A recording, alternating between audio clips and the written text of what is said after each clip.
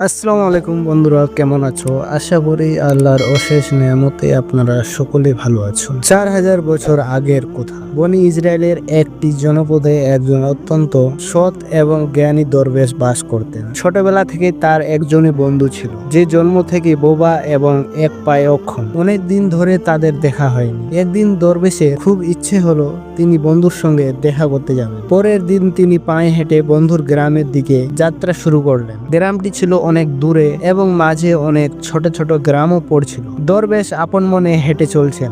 হঠাৎ রাস্তার মাঝে তার সাথে এক অপরিচিত লোকের দেখা হলো। লোকটি দরবেশের সাথে হাঁটতে শুরু করলো। দরবেশ ভাবলেন, এটা তো খুব ভালো হলো, কারোর সাথে থাকলে পথ তাড়াতাড়ি পার হয়ে যাবে।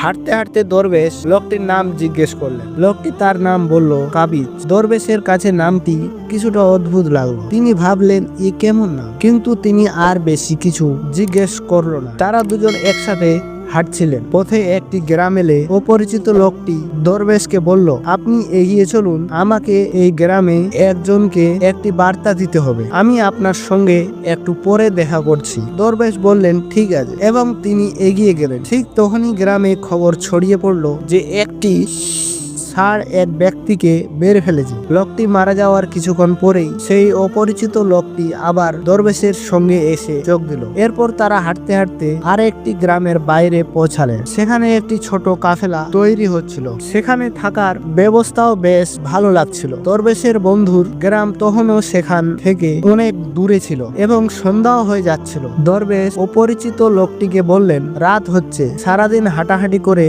খুব ক্লান্তি এসেছে আর খিদেও পেয়েছে, তাই আমরা এখানেই খাওয়া দাওয়া করে বিশ্রাম নিই। সকালে আরাম করে আবার যাত্রা শুরু করব। অপরিচিত লোকটি বলল, ঠিক আছে, এই গ্রামে একজনকে কিছু জরুরি জিনিস দিতে হবে, আপনি খেয়ে নিন আর বিশ্রাম করুন, আমি পরে এসে খাবো। এই বলে সে সেখান থেকে চলে গেল। তার যাওয়ার কিছুক্ষণ পর ওই গ্রামে ধোঁয়া উঠতে লাগলো এবং দেখতে দেখতে পুরো গ্রামটিতে আগুন লেগে গেল। দরবেশ অবাক হয়ে ভাবলেন যে এই লোকটি যেখানেই যাচ্ছে সেখানেই কোনো না কোনো ক্ষতি হচ্ছে, নিশ্চয়ই কোনো গোলমাল আছে। কিন্তু দরবেশ রাতে অপরিচিত লোকটির কাছে এ বিষয়ে কোনো কথা বললেন না। সকালে তারা দুজনে আবার তাদের গন্তব্যের দিকে চলতে লাগলেন। কিছুটা দূরে গিয়ে আরো একটি গ্রাম এলো। অপরিচিত লোকটি বলল, আপনি এগিয়ে চলুন, এই গ্রামেও আমার কিছু জরুরি কাজ আছে, কাজ শেষ করে আমি আপনার সাথে দেখা করব। এই বলে অপরিচিত লোকটি চলে যেতে লাগলো। কিন্তু এবার দরবেশ এগিয়ে না গিয়ে সেখানেই দাঁড়িয়ে সেই অপরিচিত লোকটিকে দেখতে লাগলেন যে সে কোথায় যাচ্ছে এবং কি করে। তখনই মানুষের চিৎকার শোনা গেল যে একটি সাপ এক ব্যক্তিকে কামড়েছে এবং সে মারা গেছে। ঠিক সেই সময় অপরিচিত লোকটি আবার দরবেশের সঙ্গে এসে যোগ দিল। দরবেশ আর সামলাতে পারলেন না এবং লোকটিকে জিজ্ঞেস করলেন, আপনি যেখানেই যান সেখানেই কোনো না কোনো ধরনের ক্ষতি হয়, আপনি কি আমাকে বলতে পারেন কেন এমনটা হয়? সে জবাব দিল, দরবেশজি, আমি আপনাকে একজন খুব বড় জ্ঞানী ব্যক্তি ভেবেছিলাম, তাই আমি আপনার সঙ্গে হাঁটছিলাম, কারণ জ্ঞানী মানুষের সঙ্গে খুব ভালো হয়, কিন্তু আপনি এখনো বুঝতে পারেননি আমি কে। দরবেশ বললেন, আমি তো বুঝেছি, কিন্তু আমার মনে কিছুটা সন্দেহ আছে, যদি আপনি নিজে আপনার সম্পর্কে বলেন তাহলে আমার জন্য সহজ হবে। অপরিচিত লোকটি বলল, আমি মৃত্যুর ফেরেশতা এবং আল্লাহর আদেশে আমি সেই সব মানুষের প্রাণ নিই যাদের আয়ু শেষ হয়ে গেছে। দরবেশের মনে আগে থেকেই সন্দেহ ছিল, তবুও মৃত্যুর ফেরেশতার মুখ থেকে এই কথা শুনে তিনি ভয় পেয়ে গেলেন। তবুও সাহস করে জিজ্ঞেস করলেন, যদি সত্যি আপনি মৃত্যুর ফেরেশতা হন তাহলে বলুন, পরের মৃত্যু কার? মৃত্যুর ফেরেশতা বললেন, পরের মৃত্যু তোমার সেই বন্ধুর যার সাথে তুমি দেখা করতে যাচ্ছ, এবং তার মৃত্যুর কারণ হবেন আপনি নিজেই। এই কথা শুনে দরবেশ ভয় পেয়ে গেলেন এবং চিন্তায় পড়ে গেলেন যে যদি ইনি সত্যি মৃত্যুর ফেরেশতা হন তাহলে তার কোথাও শক্তি হবে, আর তার কারণে তার ছোটবেলার সবচেয়ে কাছের বন্ধু মৃত্যু হবে। তাই এর চেয়ে ভালো হবে যে তিনি তার বন্ধুর সঙ্গে দেখা করতে যাবেন না, অতঃপর তিনি তার মৃত্যুর কারণ হবেন না। মৃত্যুর ফেরেশতা বললেন, আপনি যা ভাবছেন আমি জানি, কিন্তু আপনার বন্ধুর সঙ্গে দেখা না করলে ভাগ্য বদলাবে না। আপনার বন্ধুর মৃত্যু নিশ্চিত এবং তা আগামী কয়েক মুহূর্তের মধ্যে। মৃত্যুর ফেরেশতার এমন কথা শুনে দরবেশ হতবাক হয়ে গেলেন যে মৃত্যুর ফেরেশতা তার মনের কোথাও জেনে গেছেন, যেটা একজন সাধারণ মানুষের পক্ষে সম্ভব নয়। এখন দরবেশের বিশ্বাস হয়ে গেল যে ইনি সত্যি মৃত্যুর ফেরেশতা। তাই তিনি তার বন্ধুর মৃত্যুর কারণ না হওয়ার জন্য তখনই নিজের গ্রামের দিকে ফিরে যেতে শুরু করলেন। কিন্তু সেই তিনি ঘুরলেন, দেখলেন তার বন্ধু দ্রুত তার দিকে আসছে। বন্ধুকে দেখে তিনি খুব খুশি দেখাচ্ছিলেন। তার বন্ধুরা আসার গতি দেখে দরবেশের মনে হলো যেন সে অনেকক্ষণ ধরেই তার পিছু আসছিল, কিন্তু সে ছোটবেলা থেকে বোবা এবং এক পায়ে অক্ষম ছিল। তাই সে না তো দরবেশের কাছে পৌঁছাচ্ছিল, না তো তাকে ডেকে থামাতে পারছিল। কিন্তু যেই সে দরবেশের কাছে পৌঁছালো, হঠাৎ তার মৃত্যু হলো। দরবেশ অবাক হয়ে মৃত্যুর ফেরেশতার দিকে তাকালেন, যেন তিনি জিজ্ঞেস করতে চাইছেন আসলে কি হলো। মৃত্যুর ফেরেশতা দরবেশের মনের কথা বুঝতে পারলেন এবং বললেন, তোমার বন্ধু গত গ্রাম থেকে তোমার পিছনে আসছিল, কিন্তু সে অক্ষম এবং বোবা হওয়ার কারণে তোমার কাছে পৌঁছাতে পারছিল না। সে তার সমস্ত শক্তি দিয়ে তোমার কাছে পৌঁছানোর চেষ্টা করছিল, তাই হার্ট অ্যাটাক হয়ে তোমার বন্ধুর মৃত্যু হয়েছে। কারণ সে তোমার সাথে দেখা করার জন্য নিজের সীমা ছাড়িয়ে তোমার পিছনে দৌড়াচ্ছিল, তাই তুমি তার মৃত্যুর কারণ হলে। দরবেশের এখন বিশ্বাস হয়ে গিয়েছিল যে ইনি সত্যি মৃত্যুর ফেরেশতা এবং তার কাজ হলো প্রাণীদের প্রাণ নেওয়া। দরবেশ একজন জ্ঞানী মানুষ ছিলেন, তাই তিনি এটাও জানতেন যে মৃত্যুর ওপর কারোর নিয়ন্ত্রণ নেই। প্রতিটি প্রাণীকে একদিন না একদিন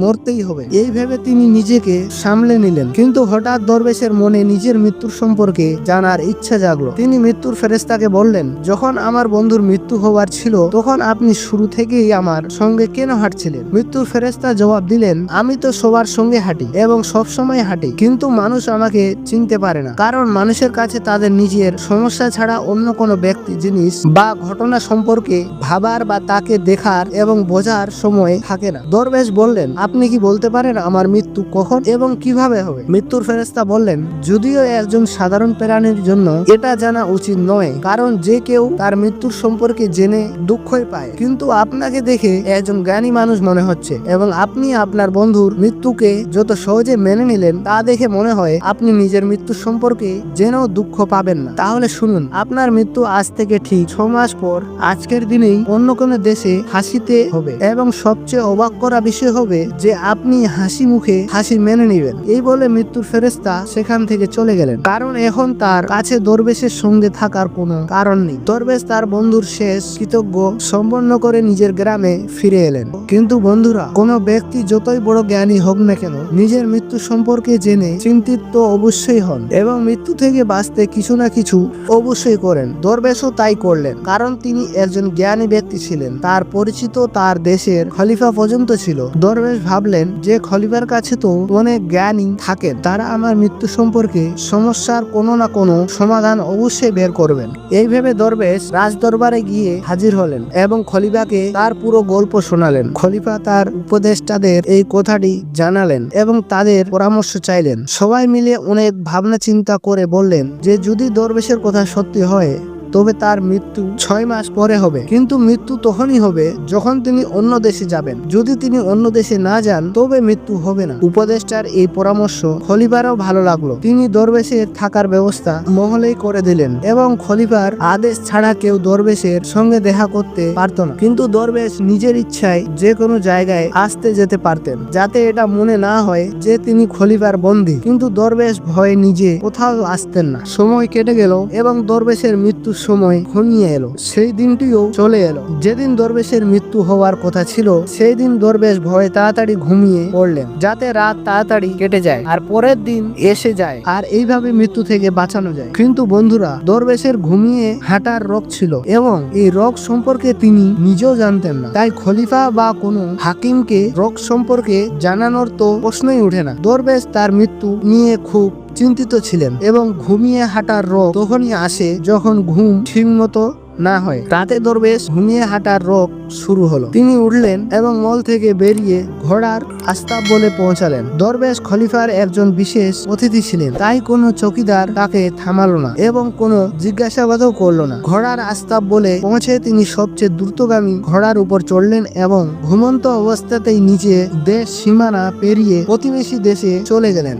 শুধু তাই নয়, তিনি প্রতিবেশী দেশে খলিফা মহলে পৌঁছালেন। সেখানকার চৌকিদারও তাকে থামালো না এবং কোনো জিজ্ঞাসাবাদও করলো না, কারণ রাতের শেষ প্রহর হওয়ায় সবাই ঘুমাচ্ছিল। দরবেশ সোজা কোষাগার ঘরে পৌঁছালেন এবং সেখানে গিয়ে শুয়ে পড়লেন। সকালে কোষাগারে রক্ষক দরবেশকে কোষাগার ঘরে ঘুমন্ত অবস্থায় দেখে তিনি দরবেশকে গ্রেপ্তার করার আদেশ দিলেন। খলিফা দরবেশকে রাজ দরবারে হাজির করার আদেশ দিলেন। যখন দরবেশকে দরবারে আনা হলো, খলিফা তাকে দেখি রাগে ফাঁসির সাজা শুনিয়ে দিলেন এবং বলতে লাগলেন যে যদি তুমি চুরি করতে সফল হতে তাহলে আমাদের ছোট রাজ্যের মানুষরা না খেয়ে মারা যেত। তাই হাত কাটার পরিবর্তে ফাঁসির সাজা দেওয়া হচ্ছে, যাতে ভবিষ্যতে কেউ এমন কাজ করার আগে হাজারবার ভাবে। ফাঁসির সাজা শুনে দরবেশ কেঁপে উঠলেন।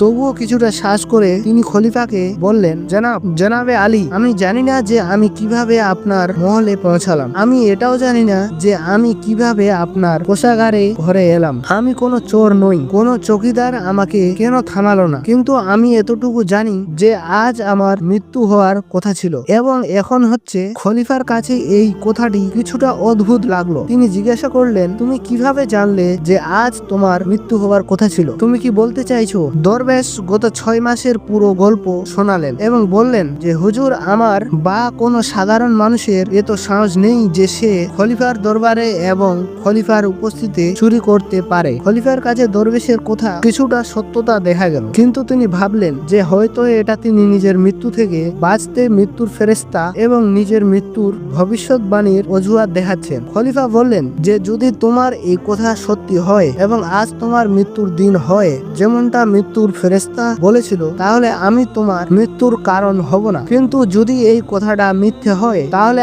আজ অবশ্যই তোমার মৃত্যুর দিন হবে। তিনি তখনই সিপাহীদের হাতে একটি চিঠি প্রতিবেশী দেশের খলিফার কাছে পাঠালেন এবং দরবেশের কথার সত্যতার প্রমাণ চাইলেন। সন্ধ্যা পর্যন্ত সিপাহীরা ফিরে এলো এবং জানালো যে দরবেশ যা বলছেন তা সম্পূর্ণ সত্যি। প্রতিবেশী দেশের খলিফা দরবেশে থাকার সম্পূর্ণ ব্যবস্থা তার মহলে করেছিল। গত 6 মাস ধরে দরবেশ তার অতিথি ছিলেন। গতকাল খলিফা শেষবারের মতো দরবেশের সঙ্গে আরামের ঘরে দেখা করেছিলেন এবং এরপরে তিনি এই দেশে কিভাবে পৌঁছালেন তার কোনো খবর নেই। তাই এই দেশের খলিফার মতে দরবেশকে ফাঁসি দেওয়া উচিত নয়। এখন খলিফার সামনে একটি নতুন সমস্যার সৃষ্টি হলো। তিনি কোনো তদন্ত ছাড়াই দরবেশকে ফাঁসির সাজা শুনিয়ে দিয়েছিলেন। যদি দরবেশকে ফাঁসি না দেওয়া হয় তাহলে খলিফার কথার অপমান হবে এবং যদি সাজা কার্যকর করা হয় তাহলে দরবেশের নির্দোষ মৃত্যু হবে। খলিফা তার উপদেশদের কাছে এ বিষয়ে পরামর্শ চাইলেন। উপদেষ্টারা বললেন, হুজুর, দরবেশকে কাঁচা সুতো দিয়ে ফাঁসি দিন। এইভাবে আপনার দেওয়া আদেশের সম্মানও রক্ষা হবে এবং কাঁচা সুতো দরবেশকে ফাঁসি দেবে না, তার জীবন বেঁচে যাবে। খলিফার এই পরামর্শটি ভালো লাগলো। তিনি আদেশ দিলেন যে দরবেশের জন্য কাঁচা সুতোর ফাঁস তৈরি করা হোক। দরবেশকে ফাঁসি দেওয়ার প্রস্তুতি শুরু হলো। সবাই খুশি হয়ে দেখছিলেন যে না তো দরবেশ মরবেন আর না তো খলিফার প্রতিশ্রুতি মিথ্যা হবে। দরবেশও বিশ্বাস ছিল যে কাঁচা সুতোয় তার মৃত্যু হতে পারে না, তাই তিনি হাসি মুখে ফাঁসির মঞ্চে চড়তে রাজি ছিলেন যেমনটা মৃত্যুর ফেরেশতা বলেছিলেন। কিন্তু যেই দরবেশকে ফাঁসি দেওয়া হলো কাঁচা সুতোটি ছিঁড়ে গেল, কিন্তু ছিঁড়ে যাওয়ার আগেই সে তার কাজ করে দিয়েছিল। দরবেশের গলার রগ কাঁচা সুতায় কেটে গিয়েছিল। দরবেশ মাটিতে পড়লেন এবং ছটপট করতে লাগলেন। প্রতিটি শ্বাসের সাথে তার গলা থেকে রক্তের ফোয়ারা বের হচ্ছিল। দেখতে দেখতে দরবেশের শরীর পুরোপুরি নিশ্চল হয়ে গেল। সবাই অবাক হয়েছিল যে এত দুর্বল একটি সুতো কিভাবে কারো মৃত্যুর কারণ হতে পারে। কিন্তু ঘটনাটি ঘটে গেছে, ভাগ্য তার কাজ করে দিয়েছে। যা হওয়ার থাকে তা হয়ে থাকে। বন্ধুরা, গল্পটা কেমন লাগলো? যদি ভালো লেগে থাকে তাহলে লাইক, কমেন্ট, শেয়ার আর সাবস্ক্রাইব করতে ভুলবেন না। আল্লাহ হাফেজ।